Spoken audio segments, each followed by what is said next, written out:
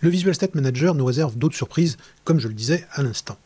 Notamment celle de pouvoir s'en servir pour créer des UI adaptives.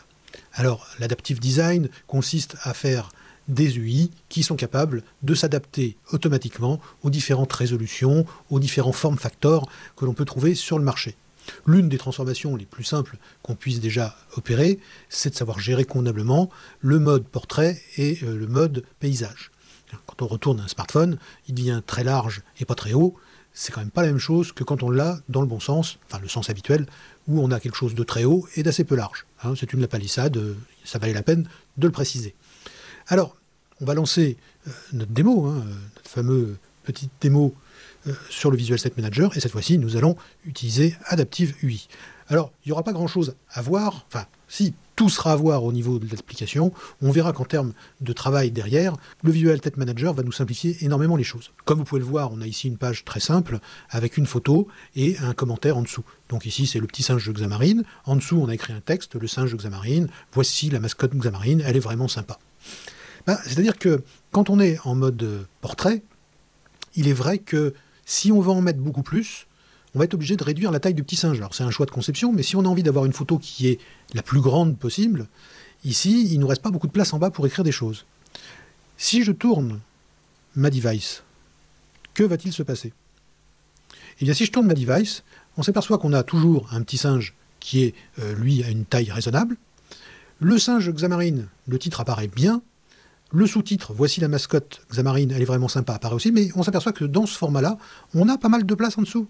Et donc on peut faire apparaître des précisions qui ne sont pas indispensables lorsqu'on est dans le mode portrait, mais qui apportent un plus dès qu'on est en mode landscape. Ou qui apportera un plus, bien sûr, si l'application est lancée sur une tablette qui est souvent tenue plutôt en mode landscape qu'en mode portrait. Donc voici une adaptation à la fois qui marche pour les smartphones selon l'orientation, et une adaptation qui marche aussi pour le mode smartphone et le mode tablette. En mode tablette, j'ai un écran plus grand. Sur cet écran plus grand, j'ai plus de place, donc je peux faire apparaître d'autres choses. Ici, on fait apparaître un texte supplémentaire, mais ça pourrait être un bloc contenant, par exemple, un graphique de plus ou des informations sous formes diverses et variées qui viennent enrichir l'écran principal. Je vais revenir sur le mode portrait. On revoit notre petit singe, ainsi que le texte, et le deuxième texte, le texte supplémentaire, n'ayant pas la place, il n'apparaît plus. Donc on a vraiment quelque chose de très très sympa. On recommence encore une fois. Voilà. Et ça, c'est vraiment un exemple typique d'UI adaptive, réduit à sa plus simple expression, savoir gérer déjà la différence entre un smartphone et une tablette, ou le mode d'orientation d'un smartphone. Alors on le voit ici d'ailleurs à l'écran, puisque j'ai la fiche qu'on va commenter, XAML, qui permet de faire ça. Et puis on a ici le previewer, donc ça permet aussi de vous faire voir le previewer que je vous ai déjà présenté dans une vidéo précédente.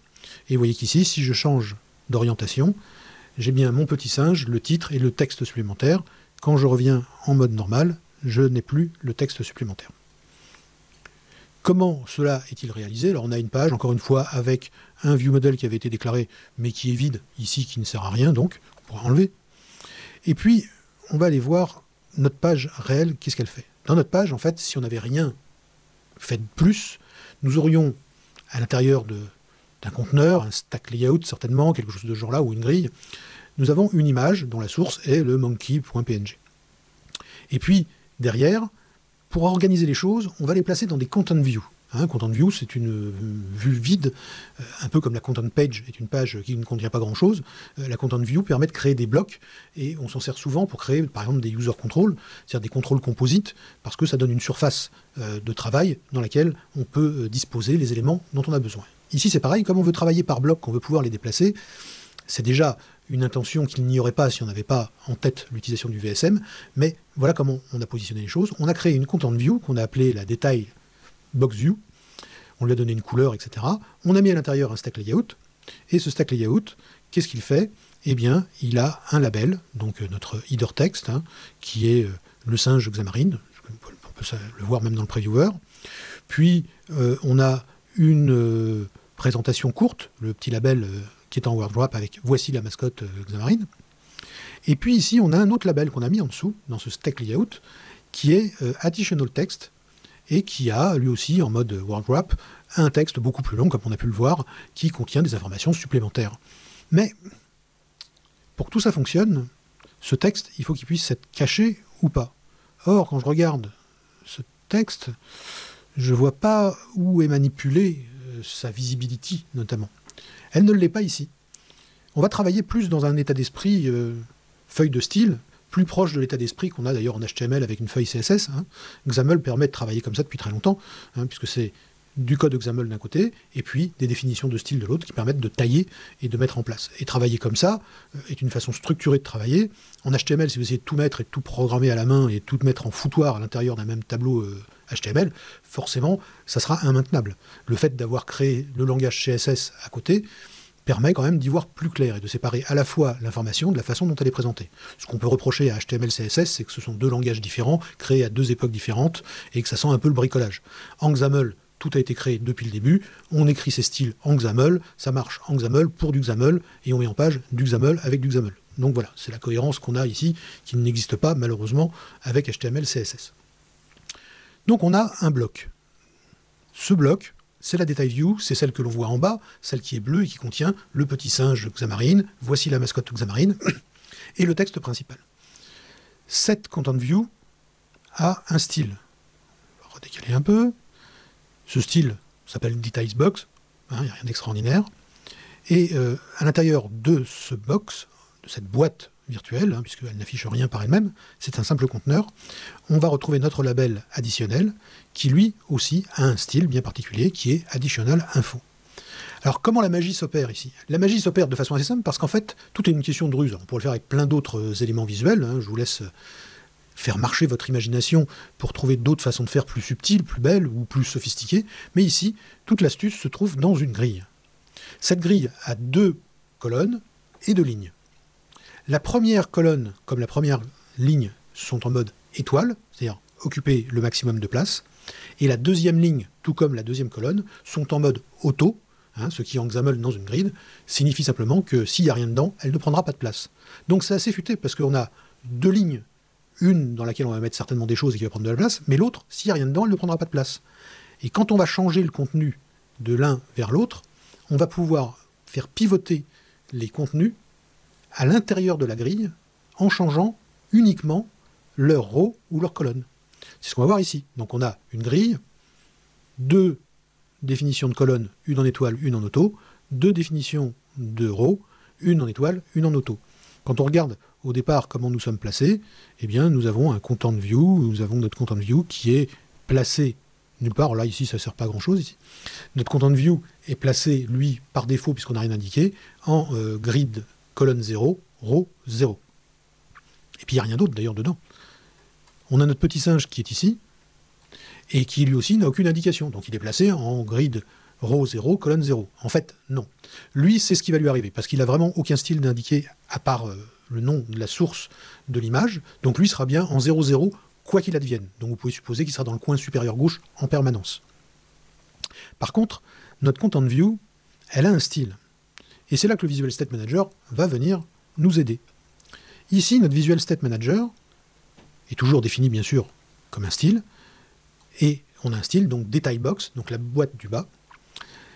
Elle a la définition de son contenu, le Visual State Group List, comme on a vu tout à l'heure, et elle va avoir un Visual State Group qui s'appelle Orientation States. Alors là, on est encore une fois dans l'exemple des Visual States qui sont définis par l'utilisateur. On n'est pas dans le Normal Focused Disable, qui est donc le Common States, le groupe Common States, qui peut être utilisé s'il y a des choses à saisir, mais s'il n'y en a pas, on n'a pas besoin de le définir, ni même de le préciser. On a uniquement un groupe personnalisé, Orientation States, qui prend 2 valeurs dont on a parfaitement décidé de façon arbitraire, mais enfin pas aléatoire non plus, les noms, puisque c'est portrait et landscape. Et qu'est-ce qui se passe? C'est quand on est en portrait, on va dire que ce Details Box va être placé en row 1 et en colonne 0.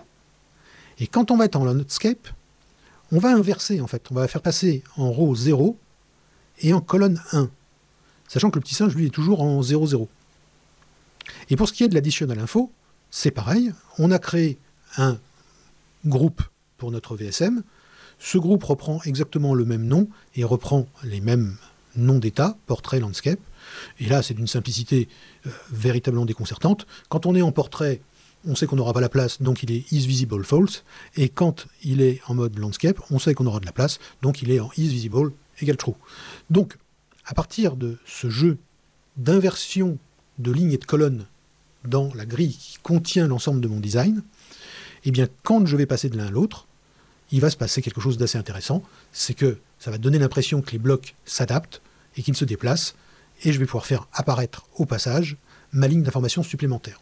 Alors vous allez me dire, oui, mais orientation states, là c'est un truc que tu as inventé, portrait et landscape, c'est des mots que tu as inventés, c'est des états qui n'existent nulle part. Je comprends que le common, le state, ça a été écrit en dur dans Xamarin Form, donc bon, oui, focused, disable, tout ça, ça existe, mais là, comment il va savoir comment il va passer de l'un à l'autre? Pour ce qui est des common states, effectivement, c'est Xamarin Form qui fait passer d'un état à un autre. Ils sont gérés ou ils ne sont pas gérés, mais il fait passer les états. Ici, il n'y a personne pour faire ça. Alors, il va y avoir quelqu'un, bien évidemment, et ici, c'est notre code behind. Code behind, quelle horreur? Non, non, pas quelle horreur du tout. On est en MVVM, hein, on a bien vu qu'on avait déclaré un view model, même s'il est vide et qui ne nous sert pas à grand-chose dans cet exemple, mais on a un view model. Mais ici, il s'agit d'un problème uniquement de design, qui ne demande absolument pas à connaître les données manipulées par le view model, qui ne concerne vraiment que l'affichage. Tout ce qui concerne l'affichage peut parfaitement être mis dans le code behind, je dirais même que c'est une obligation, c'est là qu'il faut mettre tous les codes qui sont spécifiques à l'affichage. Lancer une animation, définir éventuellement un contenu visuel qui sera ajouté ou supprimé après, etc. C'est ici que ça doit être fait.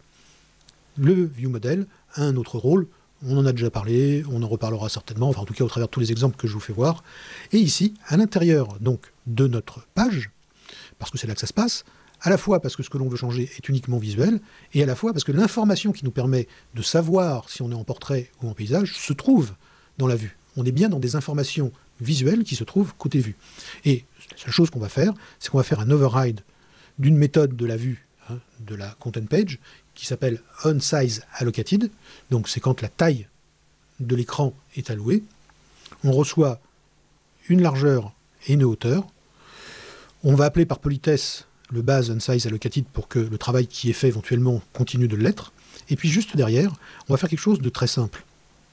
On va se baser uniquement sur le fait que quand la largeur est supérieure à la hauteur, eh bien c'est qu'on est en mode paysage, et quand c'est l'inverse, c'est qu'on est en mode portrait. Et ça c'est valable tout le temps, pour un smartphone, pour une tablette, pour n'importe quoi.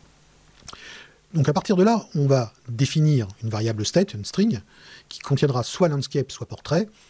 Méfiez-vous, parce que là on utilise ce qu'on appelle des chaînes magiques, c'est-à-dire que c'est des chaînes qui ne sont pas contrôlées à la compilation. Le mieux est de vous déclarer ça dans des constantes ou des choses de genre pour être sûr de ne jamais faire d'erreur, bien sûr en les utilisant, car les mots qui sont ici doivent absolument correspondre au nom des états qu'on a déclarés dans le VSM en XAML. Mais après, comment on fait pour changer d'état? Eh bien, on va indiquer à chacun des objets de l'interface qui a besoin de changer d'état que son état a changé. Pour cela, on appelle le Visual State Manager, et on appelle sa méthode GoToState, qui se comprend très facilement.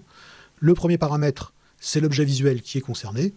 Le deuxième paramètre, c'est le fameux nom de l'état. Donc là, on va demander à notre DetailsBoxView de passer à l'état soit landscape, soit portrait. Et dans la foulée, on va demander à notre additional text de passer lui aussi en mode landscape ou en mode portrait. Ce qui va nous donner, pour l'additional info, puisque notre additional text, il est ici, et il est stylé par une static resource additional info. Additional info est définie ici, et elle contient donc un VSM qui réagit aux états portrait et landscape en le rendant visible ou invisible. Et pareil, bien entendu, pour ce qui est de notre content view qui s'appelle DetailsBoxView, qui fait l'objet d'une définition de style avec un VSM qui utilise portrait et landscape, mais cette fois-ci, pour faire un twist au niveau de la position row-colonne de ces éléments dans la grille qui est invisible, mais qui entoure l'ensemble de notre design. Donc, on se le refait un coup, histoire de bien piger le truc. Ici, je suis, pour ce qui est de ce bloc bleu, alors notre petit singe, on va commencer comme ça. Notre petit singe, il est en row 0, colonne 0 de la grille. Alors, on se rappelle, c'est une grille en fait à 4 cases qui sont auto-adaptables. Les premières sont en mode étoile, elles utilisent toute la place disponible. Les deuxièmes sont en mode auto, ça veut dire que quand il n'y a rien dedans, elles disparaissent complètement. Notre petit singe est en 0, 0. Pour ce qui est de notre boîte ici, notre content view qui contient tout ça, tout ce bloc, eh bien, quand on est en mode portrait, elle se trouve en row 1, donc elle est bien un cran en dessous, on est bien sur la row 1, donc celle qui est en dessous du petit singe, et dans la colonne 0, c'est-à-dire le plus à gauche. Donc comme le petit singe, lui, il est en colonne 0 et en row 0, on vient juste se mettre en dessous du petit singe. Et quand on passe en mode landscape, comme vous pouvez le voir par ici, tout ce bloc avec le singe Xamarin, voici la mascotte Xamarin, etc., notre content view. On dit simplement que de row 1 à colonne 0, on va la faire passer à row 0, donc au même niveau que se trouve le petit singe, mais par contre en colonne 1, c'est-à-dire à droite du petit singe. Donc on n'écrase jamais le petit singe qui reste toujours en 0, 0. Donc voilà, j'ai mon petit singe, j'ai mon bloc qui est en dessous, et je le fais passer là, ou je le fais passer là. Je le fais passer comme ça, en jouant uniquement sur la colonne et la row, qui sont soit 1, soit 0, soit l'inverse. Par contre, on a vu que pour ce qui était du texte supplémentaire, c'était plus simple, on le rend visible ou invisible, c'est tout. Donc voilà ce que l'on peut dire sur l'utilisation du VSM, dans un cas extrêmement simple, d'Adaptive UI, et ça peut énormément vous aider à faire des conceptions complexes, sophistiquées, qui vont pouvoir répondre à des tas de conditions, notamment par exemple gérer cette différence entre le mode landscape et le mode portrait, sans tripoter à tout partout, parce que revenons encore une fois, et pour une dernière fois, à ce code, on voit bien que ce code, il est parfaitement simple. Une seule définition de style pour la boîte de détails, une seule définition de style parce qu'on veut faire apparaître un autre bloc en plus qui est ce texte additionnel, mais sinon, notre code XAML, lui, est parfaitement simple. Il n'y a pas de bricolage, il n'y a pas de bistoucage à droite ou à gauche, ou de tarabistouille, comme diraient certains.